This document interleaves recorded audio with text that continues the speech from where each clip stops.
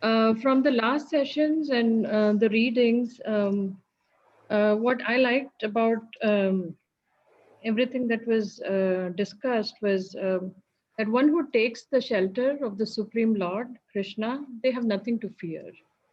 That was the takeaway lesson that, I would say. Thank you so much. That's in text number 19, the last line of the purport, and it's one of my favorite lines as well. Yes. Yes. Even in the midst of greatest calamity. Anyone goes through calamity in life? Raise your hand if you have ever gone, or we all go through it. Practically every day is calamity. But no matter how big the calamities may be, one will always be joyful. One will be undisturbed. So thank you so much for sharing that. Anyone else wants to share? Yes, Abhishek, probably you want to share, and then we'll come to Aradhana Patel Mataji. Yes. Hare Krishna. From the last session, I just picked up like things the same the what Shital Mataji told, like if we just give ourselves in the hand in the hands of Supreme Lord, that is Krishna, then we don't have to fear and for anything. And the other thing is like if we just read the Bhagavad Gita, it will be all and we can understand how we can take care of our life and we should follow all the rules and all. Wonderful. Thank you. Thank you so much. You reminded me of Gita Mahatmya, one of the verse which explains the glories of Bhagavad Gita, and now this Kumbh Mela is going on in Vrindavan. So it is mentioned that Bhagavad Gita is my supreme shelter, it's my supreme abode, it's my supreme most hidden treasure, it's my guru and my supreme shelter. And wherever Krishna is saying, I am present within the Gita, and Gita is my supreme residence. Only by the knowledge of Gita, I do maintain the three worlds. So in short, Bhagavad Gita has the essence of everything, as you said. It's like a manual which will help us in all the situations of life. There is, a special kind of program done by one of the leading kind of motivational speaker. You may have heard Vivek Bindra. He does management lessons from Bhagavad Gita. And there are so many great philosophers, devotees, and scientists. They all use Bhagavad Gita. So thank you. Very nice. Yes, Aradhana Patel, Mataji, you want to share? Oh, Hare Krishna, Prabhuji. Yes. My name is Aradhana. I'm joining you from Hollywood, Florida. And there was a statement that you made that really inspired me last week. And it was, if one is spiritually blind, it is difficult to see the good in others. That just struck me to my heart, and it really awoke something inside of me. So thank you. Thank you so much for joining. And yes, that's so powerful. It's so powerful. And we discussed that because one of the devotees asked that question, that why were Drona and why Duryodhana did not listen to Drona's advice or Bhishma's advice, because he was spiritually blind. And towards the end, remind me, we'll talk about a story of not seeing good in others. Okay, towards the end we'll discuss. Anyone else? One last point before we start today's discussion. Any reflections, comments, anything inspired you from the last two sessions?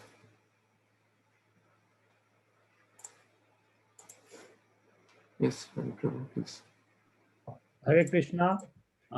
I would just add one thing, like if you know that you are always doing the right thing and you are on the side of dharma or righteousness, then no matter whatever the outcome is, obviously the outcome is going to be the right, which is meant to be good for you and your society. But then again, it will come back to the same thing. You don't have to fear, because you know that you are on the side of dharma, you are on the side of righteousness, and you're going to do the outcome will always be good, which will be beneficial to the society. Thank you so much. That's such an important point. And we discussed that through Duryodhana's ungodly analysis. Duryodhana was on the side of adharma, although very powerful. He had great soldiers on his side, very, very powerful army on his side. But still, dharma was not on his side. Krishna was not on his side. And although Pandavas were few in number, fewer in strength, and we've discussed the comparison of the Timingala fish and the little fig, if you remember. But the dharma was on their side. Krishna was on their side. And wherever there is Krishna, there is certainly victory. So thank you. So now we will move on to the prayers to the Acharyas. And today is the disappearance day of Srila Madhvacharya, who is one of the Acharyas in our parampara. Parampara means disciplic succession. So let's offer prayers to invoke their blessings. Om Ajnanatirandhasya Jnananjana Shalakaya Chakshurunmilitam Yena Tasmai Shri Guruve Namaha Shri Chaitanya Manobhishtam Sthapitam Yena Bhutale Swayam Rupa Kadamayam Dadati Swapadantikam Vandeham Shri Guru Shri Yuta Padakamalam Shri Gurun Vaishnavamscha Shri Rupam Sagrajatam Sagana Raghunathanvitam Tam Sajivam Sadvaitam Savadutam Parijana Sahitam Krishna Chaitanya Devam Shri Radha Krishna Padan Sahagana Lalita Shri Vishakhanvitamscha He Krishna Karuna Sindhu Dina Bandhu Jagatpate Gopisha Gopika Kanta Radha Kanta Namastute Tapta Kanchana Gaurangi Radhe Vrindavaneshwari Vrishabhanu Sute Devi Pranamami Hari Priye Vancha Kalpatarubhyascha Kripa Sindhubhya Evacha Patitanam Pavanebhyo Vaishnavebhyo Namo Namaha Namo Vishnupadaya Krishna Prishthaya Bhutale Srimate Bhakti Vedanta Swamin Iti Namine Namaste Saraswate Deve Gauravani Pracharine Nirvishesha Shunyavadi Paschatya Deshatarine Jai Shri Krishna Chaitanya Prabhu Nityananda Shri Advaita Gadadhara Shivasadi Gaura Bhakta Vrinda Hare Krishna Krishna Krishna Hare Hare Hare Rama, Rama Rama, Hare Hare. Hare Krishna. So thank you once again for those who joined a little later for joining. And today we will start with text number 1.20. Anyone has any questions? Okay, maybe we'll cover that as that towards the end. So now what has happened so far? So far, Arjuna has till this point, actually, Sanjay is narrating the situation on the battlefield of Kurukshetra or Dharmashetra. And Duryodhana approaches his teacher, Dronacharya, and kind of shares who is on their side, who is on our side. And then the conches were blown. When the conches on the side of Kauravas were blown, nothing happened to the Pandavas. And we discussed that point as well. But when Pandava's conches, especially Krishna's transcendental conch shell Panchajanya was blown, the hearts shattered of Kauravas. Why? If we are on the wrong side, then our heart will shatter in front of the right person, correct? If we have done something wrong in life, when we go towards God, don't we feel bad? Don't our heart feels, God, I did this wrong. But that only will happen once we have some sense of integrity or honesty towards God. But Duryodhana did not even have that. But the outcome of Dharmashetra, there's so many factors from the beginning itself which showed that the victory will be on the side of Pandavas. Krishna's presence on the side of Pandavas, the war happening at Dharmashetra, the transcendental conch shells of the Supreme Lord Krishna, the shattering of the hearts of the Kauravas. All these were different signs, and we will see some more signs from the beginning itself of the victory of the Pandavas. But again, to the point, if one is spiritually blind, one cannot see that. One cannot see that, like, the classic example, Ravana. So much good counsel was given. One after the other, his own people, his children, his friends were getting killed in the battle. And same happened with the Duryodhana as well. Later in Mahabharata, later in this war, one after the other, the 99 brothers were killed, but still he did not want to kind of bend down because of pride, because of false ego, because of spiritual blindness. Neither did Dhritarashtra want to bend down, nor did Duryodhana, both representing spiritual blindness.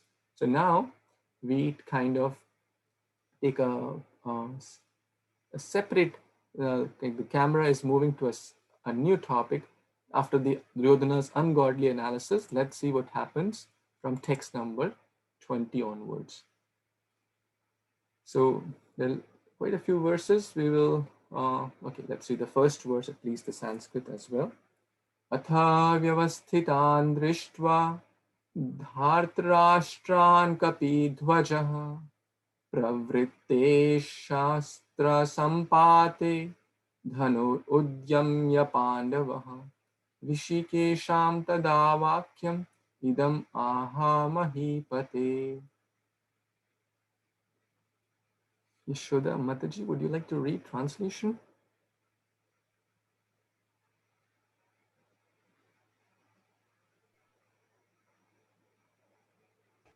Hare Krishna.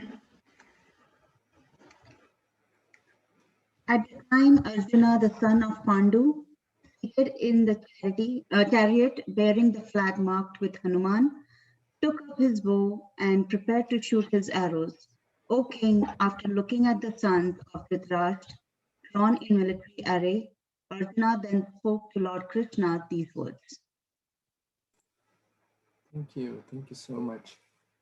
So here we see the Arjuna's chariot was marked with the flag bearing with Hanuman. So the chariot bearing the flag marked with Hanuman.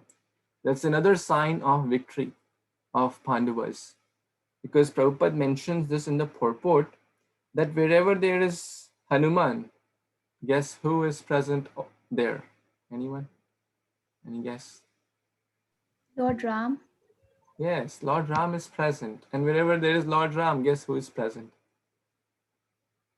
Hanuman. Hanuman. Lord Krishna. Mother Sita. Mata Sita, yes. God mentions that as well. So, and wherever Lord Ram is, his eternal servant and his eternal consort, Mata Sita, is also present, the goddess of fortune. So the goddess of fortune personally is present with Arjuna.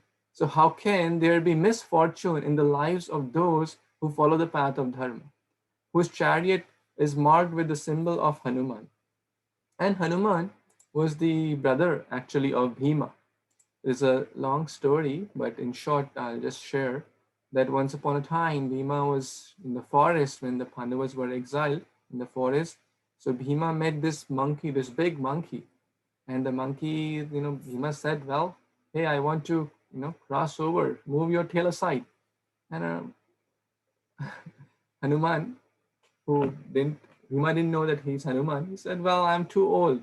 You move the tail aside. Bhima said, well, I have strength of 10,000 elephants. We discussed that. One arm has 10,000 elephant strength. He could easily move anything. But Hanuman is no ordinary person either. So he tried all his might with both his hands and all his body's energy. He couldn't move even the tail.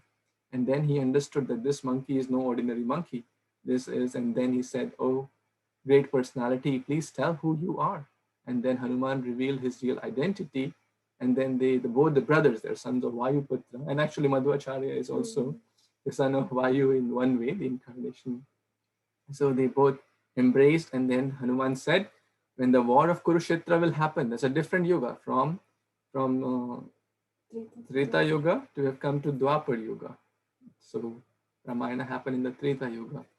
So in the next yuga, now Hanumanji supported in this way by doing war cries to shatter the hearts of the opponents or the enemies. So that's a sweet story. Again, a sign that the victory will be there. Krishna is present, Dharma is present. The devotees are present on the side of Dharma. So one should not fear when Krishna is near, when the devotees are near. Why fear when God is near, right? that's that's a real godly analysis. Ungodly people think my bank balance will save me, my degrees will save me. But are they really fearless?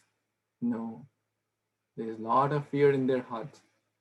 But a simple devotee may not have a lot of material things. That is all secondary. May have, may not have. But a devotee is fearless. Prabhupada's name is Abhay Charanar Inda. One who takes shelter of Krishna is really fearless. So that's a great lesson here. And also a great lesson is Hanuman's humility. Hanuman didn't say, well, you know how much strength I have, and you have put me on this flag this time. You know what all I did in Treta Yuga, how many demons I killed, what I was the big hero. Right? He was the great hero. He did so many things. Practically, like any story is incomplete without Hanuman. In the war, or from searching Mata Sita, crossing over the ocean, so many stories. But now he's doing a very humble service, right? Now Arjuna is the main hero. So often in life, sometimes we may do front end service, sometimes we may do back end service. But a humble person is not affected by those situations. Humble person is attached to seva, is attached to the mood of seva, not to, oh, I will only do X service, not Y service. Or how can you give me back end service where no one is seeing me? Why Arjuna is getting this main recognition this time? Hanuman was very, very humble. So that's a sweet lesson here. We'll move on to the next verse, text number 21 and 2. It's a very, very important, a kind of a turning point here. Arjuna uvacha senayorubhayor madhye ratham sthapya me achyuta yavadetan niriksheham yodhu kaman avasthitan Kermaya saha yodhavyam asmin rane samudyame. It's Kriti Mataji, want to read the translation? Kriti Mataji, please. Yeah, please unmute and read. Arjuna said, Hare Krishna. Arjuna said, O infallible one, please draw my chariot between the two armies so that I may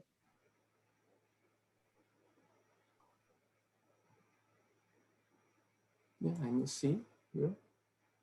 I must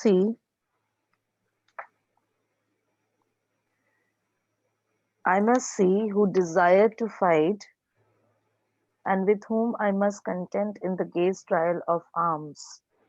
Hare Krishna, thank you so much. So now, just imagine this great fight is about to happen. Both the sides are completely ready. Everyone is completely ready. Lot of peace negotiation attempts had already been made by the Pandavas, by the Supreme Lord. But we discussed that also, that the Kauravas said, we will not give the land equivalent to the tip of the needle. What to speak of giving 5 villages when Krishna asked on behalf of Pandavas. So in short, there was no question of any peace, because again, spiritual blindness. Spiritually, people who are spiritually blind, they just see that they are right. They don't see any good in others. They don't try to understand others. They want just people to do my way or highway. So, but Arjuna is quite rational. It is a very big decision to fight, and Arjuna is doing what he's saying. I want to see, I want to analyze, I want to do nirikshana. Yavat etan nirikshreham. I want nirikshan in Sanskrit basically means I want to analyze, I want to look who all are present, who all are present. So in one way, there is good to it, to analyze one's decisions before executing those, to analyze one's words before speaking, because they have a lot of impact. But on the other side, it is also showing a little bit uncertainty in the mind of Arjuna. Just imagine a big, like a World Cup final is about to happen, and then the batsman or the main captain feels uncertain. Well, let me think. Should I, should I really play this match? Should I really do my best? He's thinking, well, what will happen? What will not happen? So something like that. Arjuna is analyzing this. And the word used for describing Krishna is Achyuta. Achyuta means infallible, the one who never fails to keep the promise of his devotees, or the one who never fails to protect his devotees. That's the Achyuta. We are Achyuta, we are fallible. Sometimes we may make a promise and then next day it may break. Oh, I will do XYZ thing every week. And then like New Year resolutions, a lot of resolutions, and then very soon they end up in dissolution. So, but Krishna is Achyuta, he's infallible. And he's infallible to protect his devotees. Like how Nrsimhadev protected his devotee Prahlad, how Lord Ram protected his devotees, and how Krishna protected his devotees, Arjuna, etc. And one more point here is, what is the position of Krishna? What role is he playing here? Anyone? Yes, Avni? Charioteer. Yes, he's a chariot driver, correct? In short, in modern day, we can say he's a driver. Correct? He's a driver. So, is it a very great position? Who wants to become, like people will ask, okay, I want to become a pilot, I want to become an engineer, I want to become a cricketer. Will anyone say, I want to become a bus driver? Probably not, right? That's not the ambition for, especially like in here, US, maybe things may be different, but in India, if you ask, a standard response, they'll say, I want doctor, engineer, lawyer, things like that. No one will say, I want to become auto driver, right? Will anyone say? Not really. So the point is that although we respect everyone, not for what work they're doing, but as a person, but the point here is that it's not a very, it's a humble position. It's the position of a servant. Krishna took the position of a servant for serving his devotee. This is a very interesting point. In today's day and age, will any kind of boss or try to say, well, my dear kind of employee, you have done a lot of good service today. I want to drive, I want to become your servant. I will drive you wherever you say. and in the war time, there was no indicator. Left, we drive cars, we give left indicator or right indicator, correct? To give the signal to that how we want to go left or right. In the time of war, there was no indicator. Okay? The charioteer would kick the chariot driver on the left, and then that's a sign to go left. The charioteer, the passenger would kick the driver to the right, and it's a sign to go right. So just imagine the Supreme Lord is ready to receive the instructions. Arjuna is saying, hey, driver, please take my car in the middle of the two armies, right? That's what he's exactly saying in this verse. Please take my chariot in the middle of the two armies. I want to analyze. And what does Krishna say? Okay, sir, we will do it. So, so Bhakta Vatsala. Krishna is the life and soul for his devotees, and devotees are life and soul for the Supreme Lord. That's a very, very important point. Like how a mother holds the baby very close to the heart, that's called Vakshasthala. Krishna holds his devotees very close to him because he never leaves them. No matter the devotee may leave, but the Lord will never leave. That's his promise. That if once one says that, oh my Lord, I am yours, the Lord will never leave such a person. So that's the situation here. Arjuna is a little bit uncertain. All the warriors from different worlds are present, and then The Lord is happy to be controlled by his devotees. So that's what we see here. So, and we shared that picture also. So how much the Lord wants to serve his devotees. So let's move on to the next verse, text 23. Yotsimānam aviksheham yaete atra samāgataha dhartarashtasya durbuddhe yuddhe priyachi kirshavaha. Yes, Khushi Mataji, you want to read?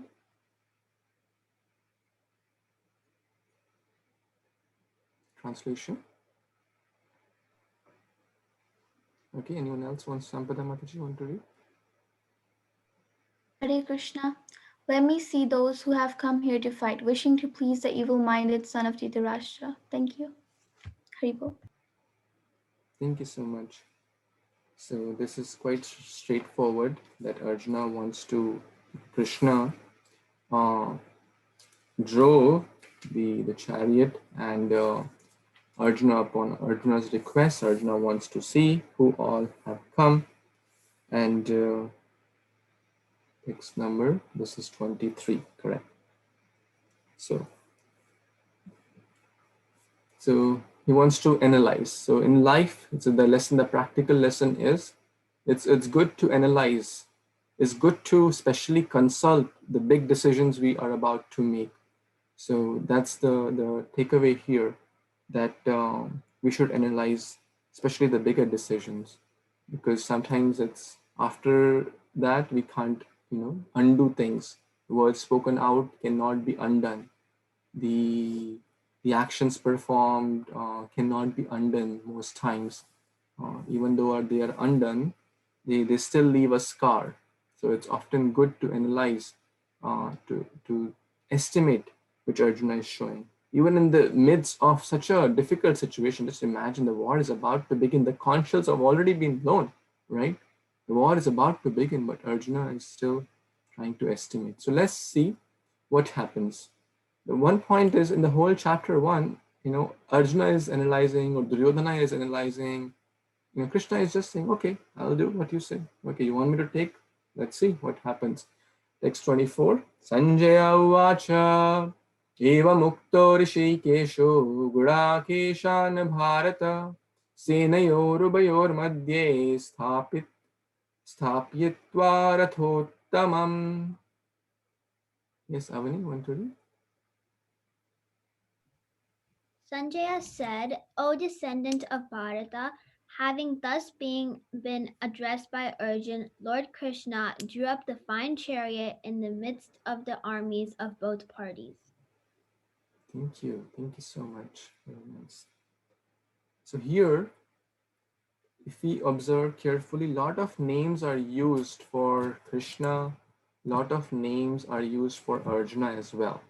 So here the name used for Arjuna is Gudakesha. Gudak means ignorance, and Isha means master. So one who has mastered over ignorance. Very, very important word here. And Prabhupada mentions a devotee can conquer ignorance. How? Simply by taking shelter of the Supreme Lord. And what is the biggest ignorance? Any thoughts? What is the biggest ignorance? Thinking that I am this body. Thinking that I am this body. Very nice. Sleep. Yes, sleep is also a form of ignorance, but we have to do the dutiful sleep. You should not oversleep. So, and this, things in relation to body or mind, life is meant to enjoy, eat, sleep, and be merry. All these are modern kind of, the modern so-called work hard, party harder, just enjoy. Who cares about tomorrow? Life is all, this is all in all. There is no tomorrow, there is no rebirth, just enjoy. This is the modern conception. This is all the big ignorance. Just to understand this body, I am this body, and the goal of life is to enjoy as much as possible and forget about tomorrow. Okay? Take loans, take credit cards, beg, borrow, or steal, but enjoy. It's all ignorance. But we may be forgetful of the laws. Like a child may not know that the putting hand in the fire will burn, but will the fire excuse the child? No or no? No. Okay, everyone says no. Good. So that's the point. So how can we overcome ignorance? Prabhupada is mentioning by thinking about Krishna constantly in the purport. Arjuna had overcame sleep and ignorance. Gudak means ignorance. So if we take shelter of Krishna, if we read Bhagavad Gita, our ignorance of nescience or lack of knowledge or darkness will be removed through the light of Bhagavad Gita. Krishna says in Bhagavad Gita, I establish in the heart of such a devotee and enlighten the lamp of knowledge. We read this prayer also. Om Agyana Timirandhasya Jnananjana Shalakaya. So, Chakshur Unmilitam Yena Tasmai Shri Guruve Namaha. Krishna, through the spiritual master, through Bhagavad Gita, will enlighten our vision to see things properly so that we don't remain spiritually blind, so that we don't remain in the illusion of ignorance, and we also become Gudakesha. And now, interestingly, Krishna drew the chariot right in front of two personalities. And that will come in the next verse. But right in the front of Dronacharya and Bhishma Pitama. So we'll discuss why also. But this is very, very important verse. The lesson is to overcome the ignorance of nescience. Looks like someone has a comment or someone wants to share something.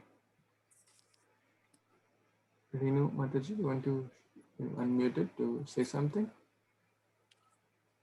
You want to read? No, I'm sorry, by mistake. No, it's a mistake. No, I'm sorry. Text 25.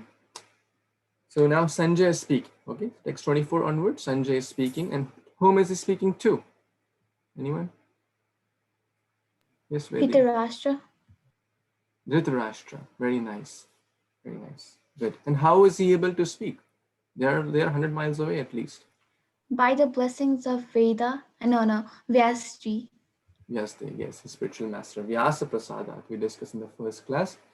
Okay, text 25. Bhishma Drona Pramukhataha Sarvesham cha Mahishitam Uvacha Partha Pashyaitan Samavetan Kurun iti.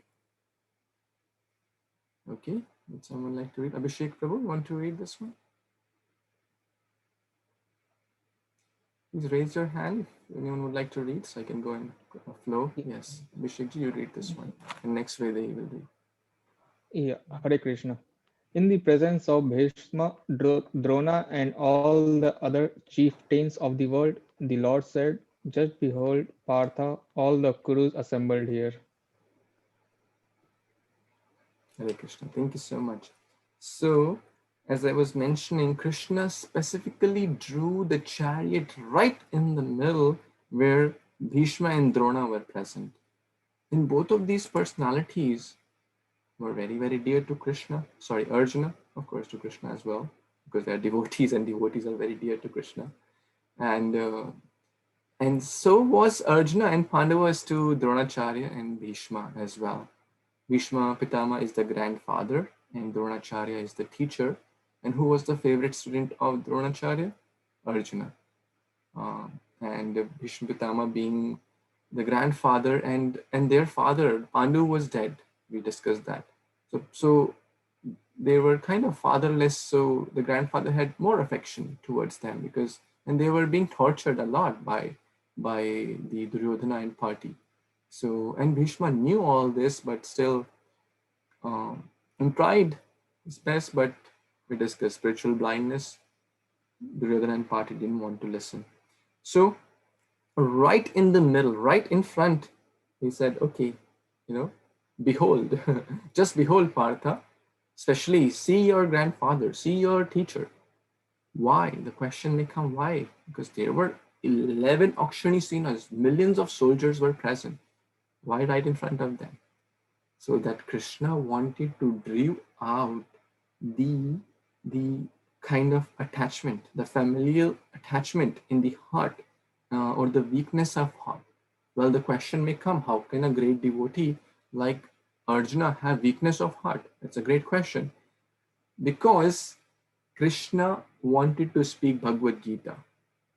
Partho vatsa sudhir bhogda dugdam gita mritam pibe. If Krishna would not put his devotee in this situation, how would that message of Bhagavad Gita come out? So it's like a transcendental drama where Arjuna is now going to feel weak, uncertain, doubtful, morose. And that's the chapter 1, Arjuna Vishada Yoga. That's the Sanskrit title, Arjuna Vishada Yoga. So he's confused, and he will be confused later. And why all this? So that Krishna, the Supreme Lord, can tell for our benefit. If you remember in the first class, we discussed the example of a show, an online show, or like a talk show, where different doctors are coming and the host is asking questions. Remember that example? So sometimes the host may ask, okay, what about the symptoms of corona? What about the symptoms of high blood pressure? What about the symptoms of cancer? What about the symptoms of how can we prevent it? What precautions we can take? Does the host have all those impurities or all those diseases? No. He's asking for the benefit of the audiences. If he doesn't ask those questions, if he doesn't put himself in that situation, how will the doctor speak? So Krishna is like an expert doctor here, and Arjuna is like a patient, or trying to act as a patient, so that the other patients, like ourselves who are true patients, they can receive the true nectar of Bhagavad Gita.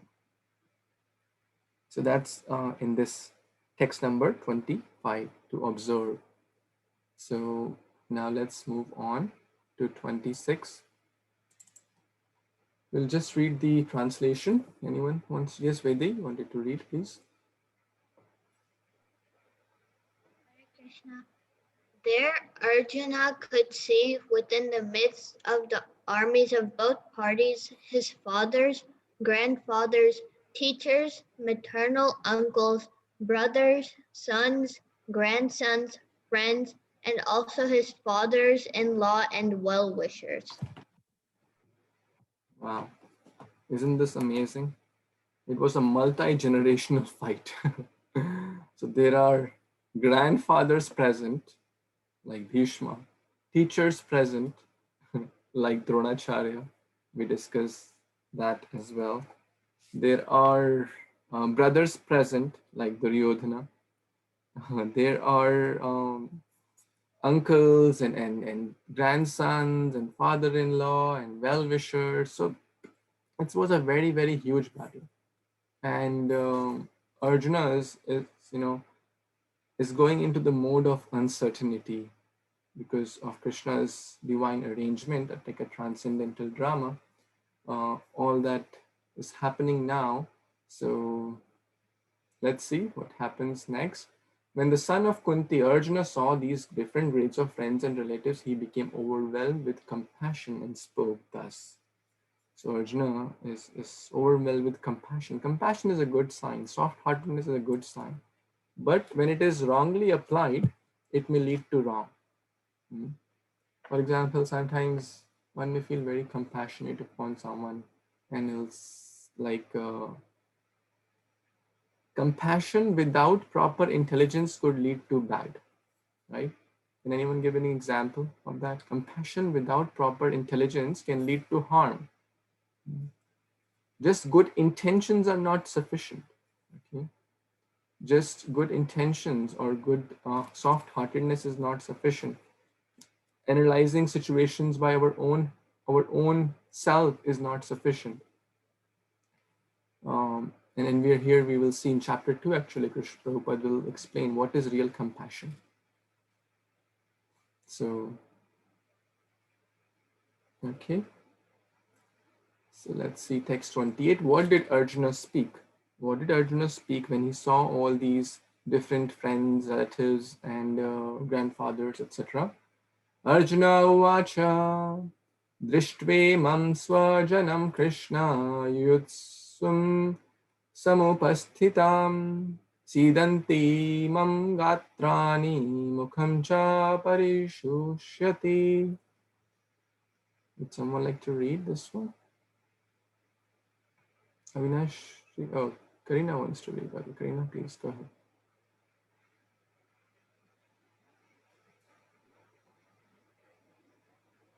Arjuna said, "My dear Krishna, seeing my friends and relatives present before me in such a fighting spirit, I feel the limbs of my body quivering and my mouth drying up." Thank you, Prabhuji. Hare Krishna. Hare Krishna. Thank you so much. So what has happened now? Krishna has put Arjuna into illusion. So limbs, the body limbs, the hands are shaking, the mouth is drying up. So all these bodily symptoms are because of the emotional uncertainty. Sometimes we are nervous and our hands shake, right? Like for example, first public speaking. Anyone may have felt that, like the hands shake and the legs shake, right? No one is doing anything to us, but we are the emotional. Sometimes emotional highs and lows lead to these bodily symptoms as well. So Arjuna is in that state. Arjuna is quite uncertain, full of compassion, full of soft-heartedness, and his hands and limbs are shaking and quivering, and the mouth is drying up, and this is because of his soft-heartedness. So Prabhupada gives a very nice purport that devotee should be soft-hearted. That's a good quality, that devotee should be soft-hearted.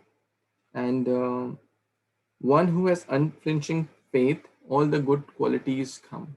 One who has unflinching faith in the Supreme Lord, all the divine qualities come. These days, people kill so many animals, right? There is lack of compassion, lack of mercy. But Arjuna is feeling compassion. He doesn't want to kill his people. So killing is often not a very good idea. But in this situation, we will discuss how Krishna will refute his arguments later in chapter 2. But Arjuna, being a devotee, is soft-hearted. And soft-hearted person does not want to cause unnecessary harm. Okay, that's a very key takeaway. We should not cause unnecessary harm to anyone, either through physical actions or through words or through emotions. And that's the principle of mercy, or to show compassion or daya. And that comes from soft-heartedness. If we would not like to be harmed, correct? Any one of us would like to be harmed by others? No. We want to be treated by respect and dignity and proper words, and we would not like to be harmed physically, emotionally, mentally. So we should also try to understand that we should not harm others, whether they are other human beings or are other animals. We should treat them with compassion and with soft-heartedness. So and one who is a devotee will certainly get these wonderful qualities of soft-heartedness. Okay, so let's see what happens in the next verse, which is text number 29. Okay, yes, Avinashji, you can read this one.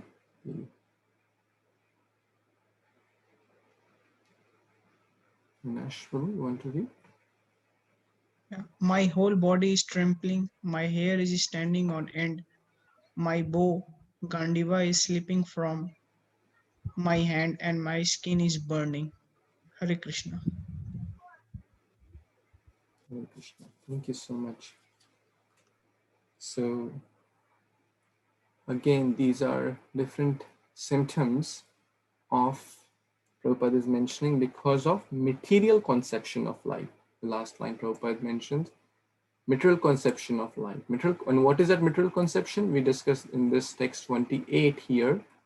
What was happening? Drishtve mam swajanam Krishna. Swajana. Swa means self. Jana means people. So Arjuna is thinking, well, these are my people.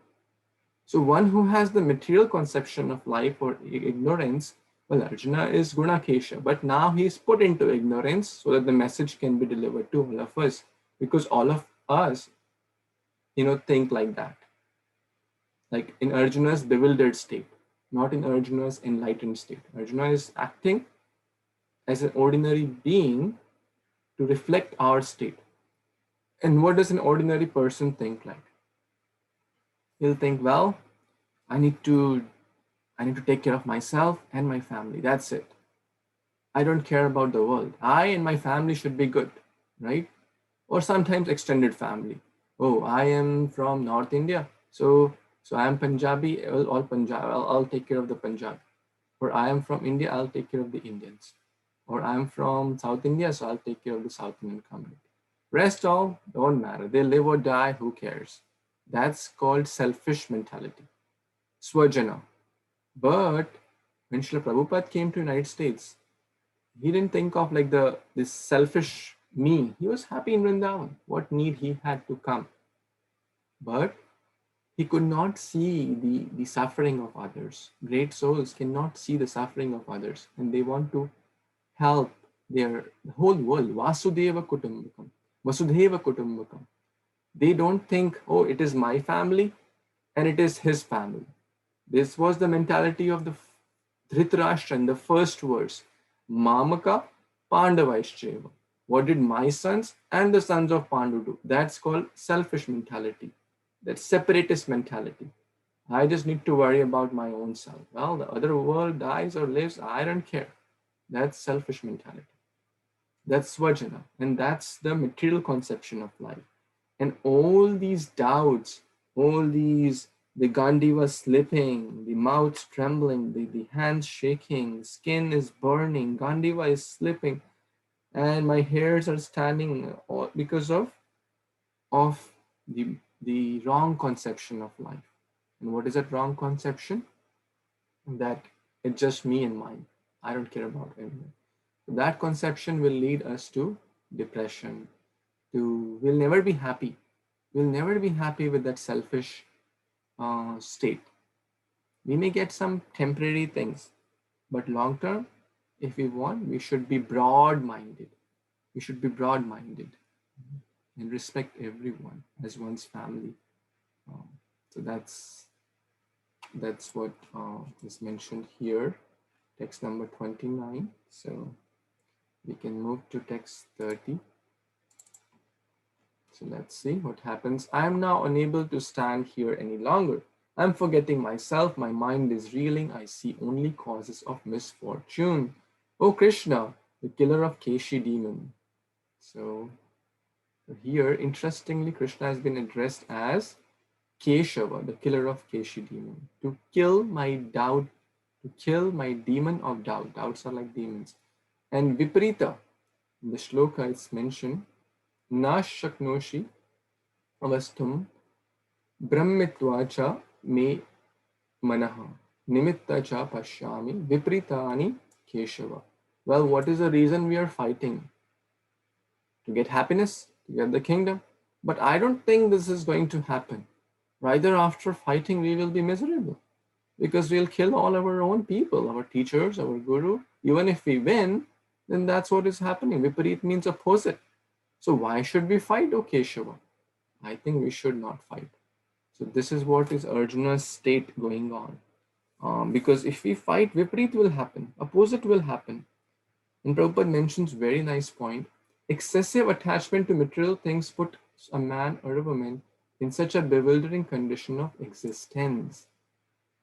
How does all that happen? Excessive attachment to me, my own family, my gadgets, my property, my wealth, my car, my this, iPhone, iPad, I music, I don't know, I. The root cause is I, me and mine, aham, ameti. And one forgets that I am just an insignificant particle in this universe, correct?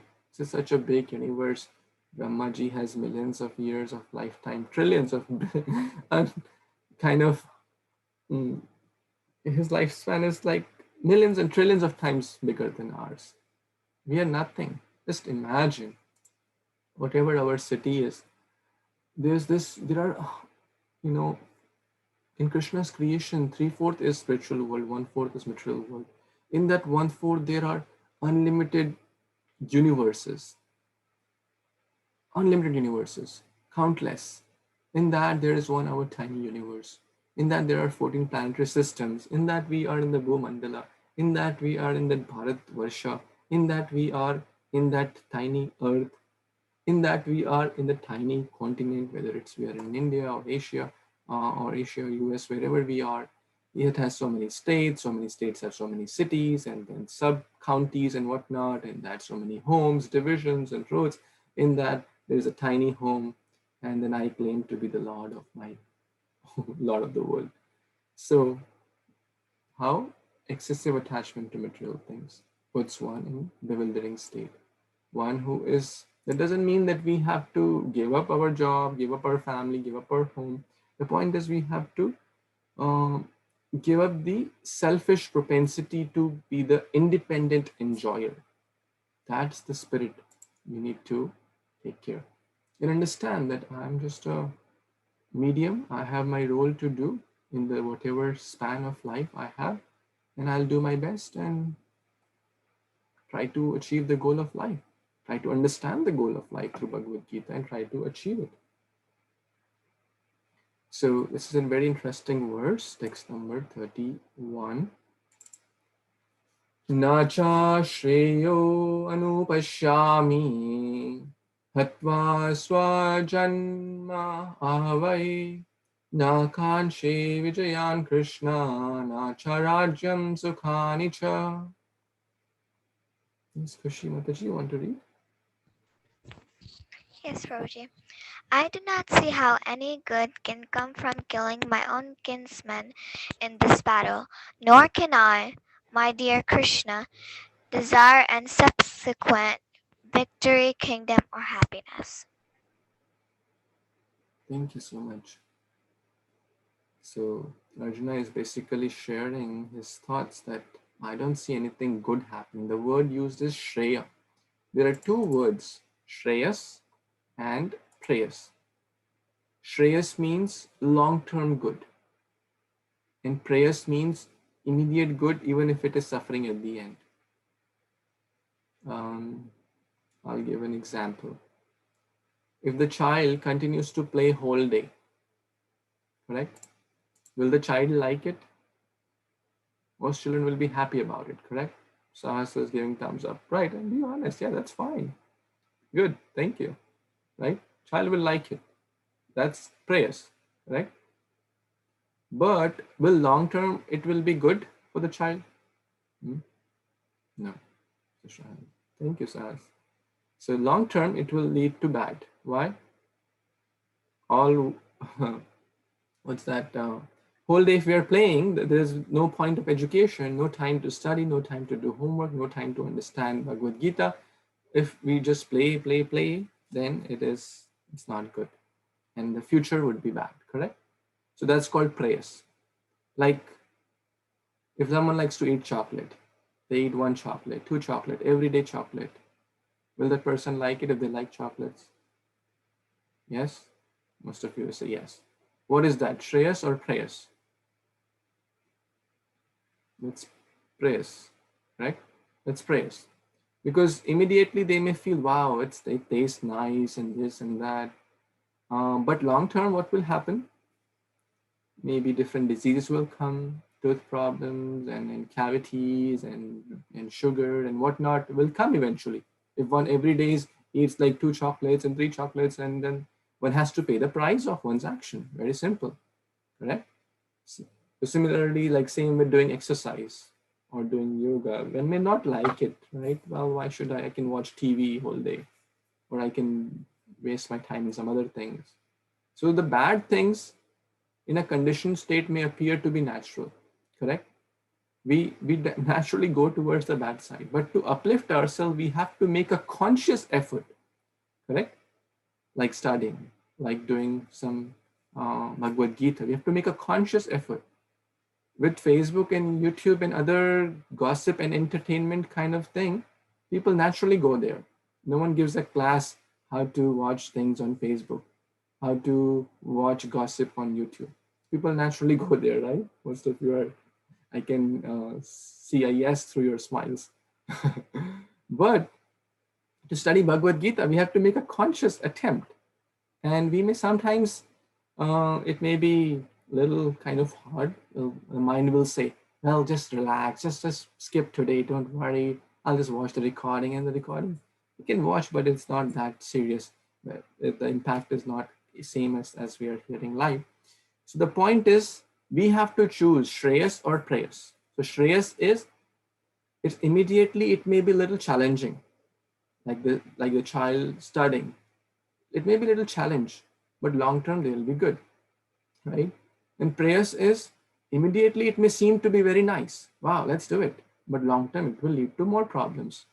We discuss few examples as well. So Shreyas and Prayas. So Arjuna is saying, na cha Shreyo. I don't see any long-term good in this fight. Rather, I see opposite. So better we should not fight. In that's what kind of he's telling. And all these reasons because of his compassion towards the family members. And nor can I desire any victory or happiness in this whole situation.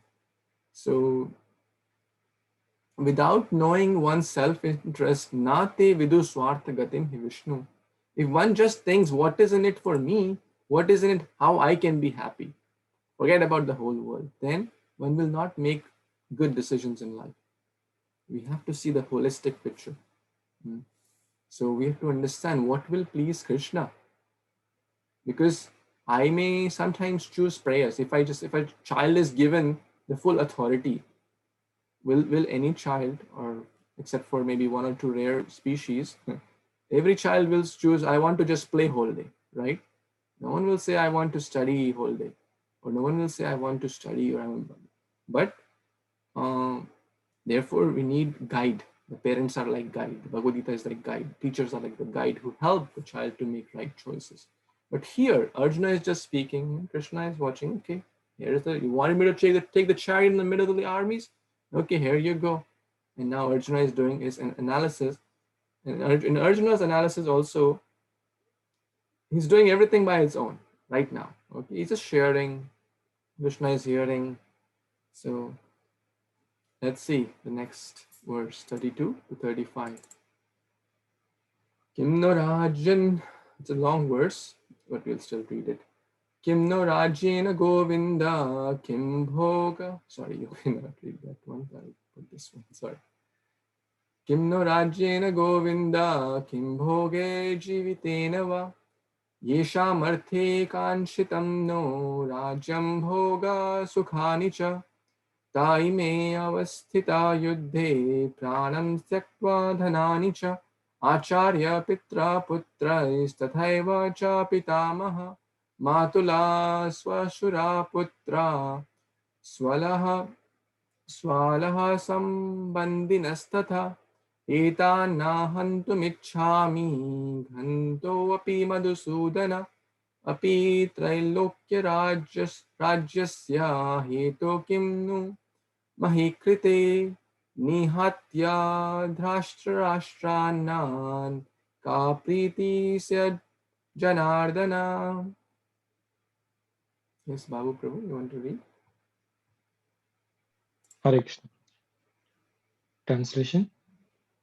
O Govinda, of what avail to us our kingdom, happiness, or even life itself, when all those for whom we may desire them are now arrayed on this battlefield? O Madhusudana, when teachers, fathers, son, grandfathers, maternal uncles, father-in-laws, grandson, brother-in-law, and other relatives are ready to give up their lives and properties and are standing before me, why should I wish to kill them, even though they might otherwise kill me? O maintainer of all living entities, I am not prepared to fight with them even in exchange for the three worlds, let alone this earth. What pleasure will we derive from killing the sons of Dhritarashtra? Hare Krishna. Hare Krishna. Thank you so much.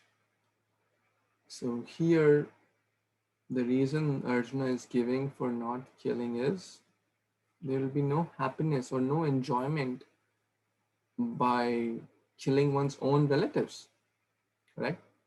So even if we get the kingdom, whom will we enjoy with, correct? It's like, let's say, you have the best place to go to, whether it's your favorite vacation spot but you're all by yourself. How many of you would like to go there? There is no one, you're by yourself, whether it's like Disneyland or you're all by yourself, just solo, right? Anyone like to go? All by yourself, no relative, no friend, no family, no nothing. That's what Arjuna is saying. Quite logical, correct? Quite logical. So what pleasure will we derive from killing our own sons, our brothers, our cousins, our grandfather, our teachers? They're all our own kinsmen. They're all my people. Thinking about me and mine. Arjuna is put into that illusion. So a very, very important verse which Prabhupada elaborates is O Govinda. Go means cows, Gomata, and Go also means senses, Goswami, right? We have used the word Goswami. Go means senses also. Swami means master. The master of the senses, or one who has controlled one's senses, is also called Goswami. Or Govinda here refers to one who maintains the cows and the senses. So Arjuna, in short, is telling us a very, very practical lesson, and this will be the last lesson for today. Arjuna is approaching Krishna and giving a lot of wonderful reasons and basically telling, hey, Govinda, you are the protector of the senses. You are the master of the senses. And I just want you to say yes to my senses or to my mind or to my thoughts. Many, many times we approach our teacher, and raise your hand if you have ever felt that kind of situation. We have already made up our mind what we want to do, and we give very rational, points, very logical points that, if we do this, this will happen, and all we want to hear from our teachers, from our guru, from our superiors is for them to say, yes, you are doing right. And has anyone felt that? Anyone done that? Or all we want to hear is them to say, yes, you are doing right. What you're thinking is right. Go ahead and do it. Anyone? Many times that happens. But that's not a great thing, because we are just approaching them for the sake of approaching, correct? We have already made up our mind. We already know what we intend to do. We already feel that my analysis is best analysis. We are not open to what that teacher wants to say. So Arjuna basically wants the stamp of his decision that I should not fight Krishna, you just tell me. And Krishna has not yet spoken anything, right? Krishna has not yet spoken. We will see when Krishna will speak, and that will be maybe in the next session. But that mood will not take us anywhere. That mood will alienate us from good advice. That mood will not allow the teacher to speak good for us. If we have already made up our mind, if we have already made up our decision, and we just want a rubber stamp approval, that's not a healthy mood to approach a spiritual master or a guru or a teacher or any well-wisher.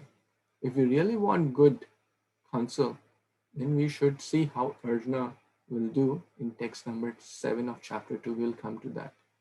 If we, at this point, Krishna is just hearing, okay, this is your analysis. You already know what is right, okay, then why I should bother, correct? So it's a very important lesson here in this text. So the word Govinda, the word Madhusudana is also used, the killer of the Madhu demon. So Arjuna, in short, wants to take guidance, but still not the right mood of guidance. And if we try to satisfy the senses of Govinda without desiring to satisfy one's own senses, then by the grace of Govinda, all the desires of the living entity will be satisfied. Very, very important. If we try to please Krishna, the Supreme Lord, then we will automatically be happy. all our desires will be fulfilled. It's a very, very important lesson. So these are some of the lessons till text number 35. Now let's see, there are still about 9 more verses which we may not be able to cover today. So in the next class or the next session, actually there are 11 more verses. I'll just briefly share some of the other reasons which Arjuna is giving, and then you can do as a reading at your end. That Arjuna then shares in text number 36 that if we kill, that sin will come. If we kill our own people, killing will lead to sin. And killing is not a very good idea. It's better to be killed than to kill these people or to kill the sons of Dhritarashtra. And misfortune will come. So multiple reasons he gives. So fear of sinful reactions, that's another third one. If we kill them, then the sin will come and the family values will be destroyed. The woman will be unprotected. Who will do the rites for the forefathers? Who will offer the oblations, etc. to the forefathers? The culture will be destroyed. So these are some of the other reasons also which Arjuna gives, and we will get sinful reactions of killing. Yes, killing has sinful reaction, but if it is done for dharma, it is not. So let's take some reflections or some comments before, and let's see any questions, comments, reflections anyone has in this what we have discussed so far today till text number 35 or 36. Anyone wants to share anything? Yes, please. Prabhuji, I have a question. Arjuna is referred as Gudakesh. So the position of ignorance that he was placed into, was it just at the time of the war or was it even before?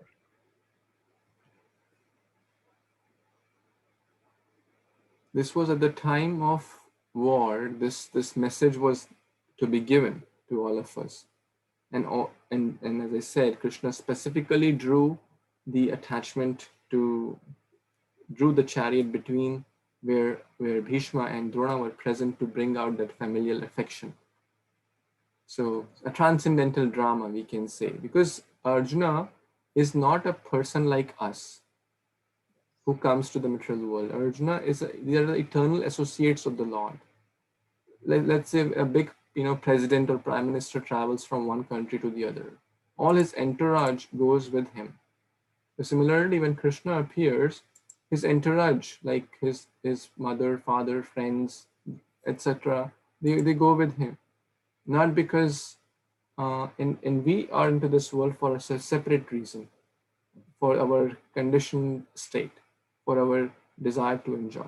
So coming back to your question, this was specifically set up, and Prabhupada, if you will read, you will see that Prabhupada is clearly mentioning that Arjuna was put into illusion for the message of Bhagavad Gita to be spoken.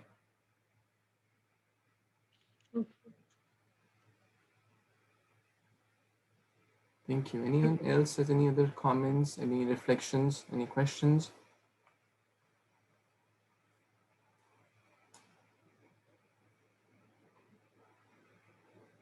Any additions? Yes, please unmute and share. Prabhuji, Hare Krishna, Prabhuji. Yes, Rashmi, please. I liked to understand about the compassion. Compassion by default, we all think, oh, it's good to have compassion. Compassion is good. But we never thought about the next level of compassion, really.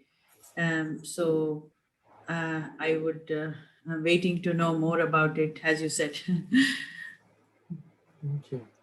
Yes, Prabhupada mentions that compassion for the saving the cloth of a drowning person. Is that a very good idea? If a person is drowning and has wearing a very expensive, let's say, coat, suit, and we are very compassionate, well, this person is drowning, and we end up saving the suit, a couple of $100 or something, whatever it costs. Is that a very good idea? No, the person has drowned. Similarly, the compassion on just the bodily level is not real compassion. For example, if a person is, let's say, kind of feeling cold or feeling, a lot of people do these charitable activities, which is all fine, but they're all on the level of body. Like some people distribute blankets, some people distribute prasadam, some people distribute food, and some people distribute even meat, thinking that that will give them nutrition, thinking that that will give them food. But the point is, lack of knowledge in trying to help others would lead to more harm, right? For example, there's a story where a person, this child was not supposed to eat anything oily, because if anyone feeds him anything oily, the person would die. Somehow he had a disease like that, and his brother was eating aloo paratha, which everyone likes. Most people like it. So, and then this boy said, "Well, I also want to eat aloo paratha." And then the mother knows that if he eats aloo paratha, it has oil, and it will lead to harm.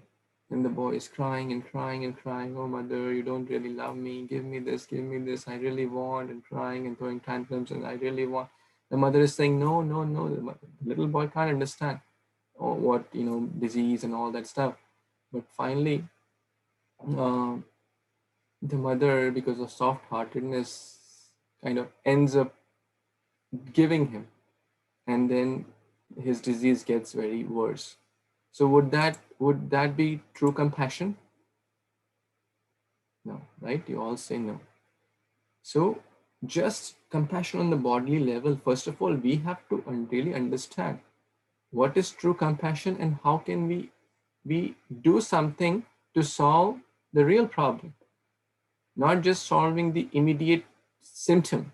Like if there's a boil here, let's say on my hand, and Prabhupada, gives this example. If I put some ointment here, then the boil comes on this hand. Put an ointment here, the boil comes on the head. You put the ointment here, it goes to the leg. So is giving that ointment the real solution? No. A true person will try to understand, well, giving just the bodily needs is not real compassion, but helping that person so that that person does not have to take birth in this repeated cycle of birth and death, like means saving the soul, is true compassion. So it's a big topic, and then there are a lot of details to it, but for now we'll just keep it there. Thank you. Anyone else? Any other comments? Any additions?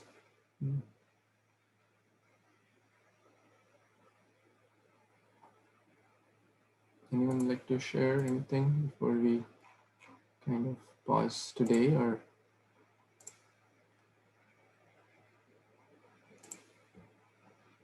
please unmute Hare and Krishna. speak. Yes, please. Hare Krishna. In text number 29, it was me and mine leads to depression. We should be broad-minded. But as like a mother and a teacher, I am fixed to this towards me and mine. I could not come out of it. Sometimes, not always. Yes, we are. You're honest, and most majority of the population is in that category. But therefore, we are trying to read Bhagavad Gita to understand what should be our true behavior, what should we do to be truly happy, because that me and mine will not lead us to true happiness. So Bhagavad Gita is like a manual. And all these changes are not, as we discussed, Bhagavad Gita is Vyavahar Shastra. That means it's a way to apply these teachings. It's not just to read. And reading is easy. Reading, it doesn't take a lot. Like reading, anyone can read. But applying those teachings is not easy. But we have to sincerely try to read, understand, and apply. Information should lead to transformation of heart. Just information of memorizing verses and all that, and just knowing, oh, Bhagavad 700 verses, I know all the verses, that will not lead to big impact.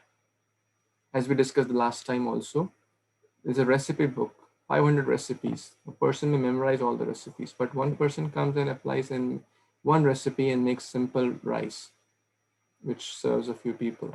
That's more beneficial. So, yes, you're honest. Yes, we are not yet there, but we have a desire to improve, and we try in our small aspect, right? We try it in our small aspect and try to like help others, like how you shared, I think you shared books with your students. So that's a great sign that you are thinking beyond your immediate family and you are trying to think of their benefit. So that's a good sign, and slowly we'll get there. You have to keep trying, keep taking guidance of our teachers, keep taking guidance of Bhagavad Gita, and keep executing these principles, and we will slowly and surely get there. Any other comments, any other additions, reflections, or questions?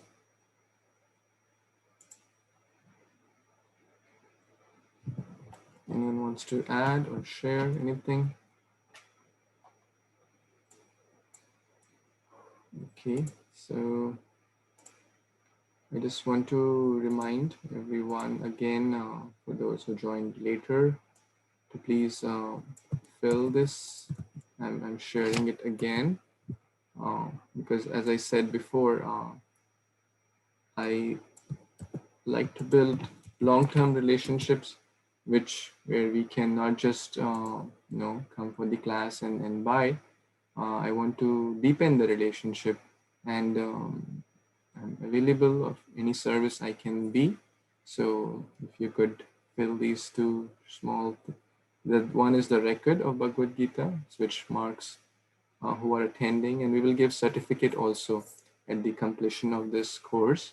We'll give certificate to all the people or devotees who are joining either online or who are hearing the offline mode and doing the required reading as well. So please carry on your reading as well every week. And so next week you can read till text number 39. And next week we'll complete this chapter, and also I'll be sharing the whole chapter in a very simple way with an acronym of doubt. Okay, that's the acronym. So if you want to hear what's in that acronym, make sure you come. And again, sharing is caring. So please, this is real compassion, right? To share the knowledge of Bhagavad Gita with others. So please share with your friends, relatives, neighbors, colleagues, and you will feel happy. You'll certainly feel happy, because that's broad-mindedness. That if I have got something nice, if I am getting benefit out of this Bhagavad Gita, and why don't I share? If you have something good and you're broad-minded, then we will share with others, because we want everyone to get benefit, correct? Any last closing comments, any additions anyone has? Hare Krishna. I just want you to reflect on text 31. You spoke about Shreya's plus prayers. Can you reflect on this again? Yes, thank you. This is a very nice point we discussed. Shreyas is long-term good. Long-term good, even though immediately it may not be very appealing to us. Like we discussed the example of child. The child may not like to study immediately, but if the child likes to play, that's prayers. Playing all day, the child would be happy. But long-term, what will happen? It will lead to problems. It will lead to a bad future for the child. We discussed the example of eating candies. If the child eats like 10 candies every day, he may like it, she may like it, but long term, what will happen? Tooth cavities and tooth problems and blood pressure and sugar and whatnot. So long term, it will lead to suffering. On the contrary, Shreyas means immediately we may have to struggle, like studying, or it could be, for example, doing exercise or doing meditation, mantra meditation, getting up early in the morning. No one naturally likes to do that, at least in the beginning state. Getting up early is not easy, but long term it will give good results. That's Shreyas. Getting up early in the morning and chanting the holy names is not easy. It needs some effort, correct? How many of you agree to that? Okay, Avani and Vedya are agreeing. Very nice. So we all agree, right? Sampada is, and by the way, we have this morning meditation also. If anyone wants to join, they are more than welcome. So does that help? Shreyas versus prayers? So we should always choose Shreyas. Less intelligent person will choose prayers. Forget about tomorrow. Like today, again, example of finance. Take loans, beg, borrow, or steal. Don't worry about tomorrow. Today, just enjoy. That person may go for, take huge loans or take, and may enjoy for a few days. But what will happen later? Right? You'll have to pay heavy interest. You'll have to either go bankrupt or the police will be behind him or her. Long-term suffer. Correct? Is that okay? Thank you. Hare Krishna. Thank you so much. So I guess we will pause here, and reminder again. So please read till 39, and then the next class we will cover the rest of the verses, and also discuss a wonderful acronym of doubt, which will kind of give a summary of the whole chapter. So thank you again to all of you for joining. Hare Krishna. Bhagavad Gita ki, Shri Prabhupada ki. Hare Krishna. Thank you, Prabhu. Hare Krishna, Prabhu. Hare Krishna. Thank you. Hare Krishna. Thank you, Prabhu. Thank you, Prabhuji.